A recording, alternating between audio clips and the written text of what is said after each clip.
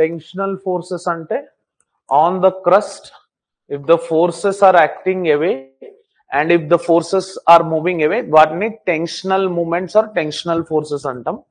దీని వల్ల crust crack అవుతుంది.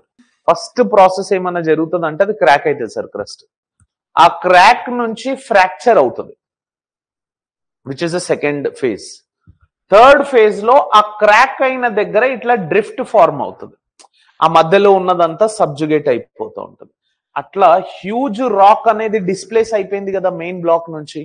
ఈ huge mass of block of displacement ని మనం ఫాల్ట్ అంటున్నాం sir. Are you getting this point?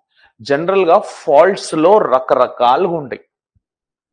ఇప్పుడు ఫర్ ఎగ్జాంపుల్ ఇట్లా క్రస్ట్ ఉంది,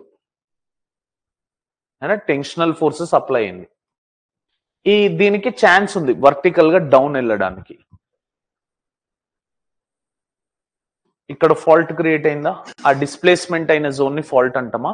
దీన్ని జనరల్ గా మనం vertical fault or normal fault అని అంటాం సార్.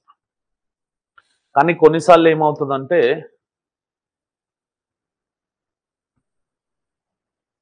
కంప్రెషనల్ ఫోర్సెస్ వల్ల కూడా క్రాకింగ్ వస్తుంది, విరుగుతుంది కదా. ఇప్పుడు బ్రిక్ మీద మీరు కంప్రెషనల్ ఫోర్స్ పెడితే మధ్యలో విరుగుతుంది కదా. అట్లా విరిగినప్పుడు ఈ బ్లాక్ ఇట్ పైకి స్లైడ్ అవుతుంది. అప్పుడు ఎట్లా కనిపిస్తుంది అంటే ఇది రిజల్టెంట్ ఉంటుంది. ఇది డౌన్ థ్రోన్ బ్లాక్, ఇది అప్ థ్రోన్ బ్లాక్ అని అంటాం సార్ ఫాల్టింగ్ డయాగ్రామ్ లో. This is down thrown block, this is up thrown block. Down thrown block generally if it is moving down the slope, normal fault.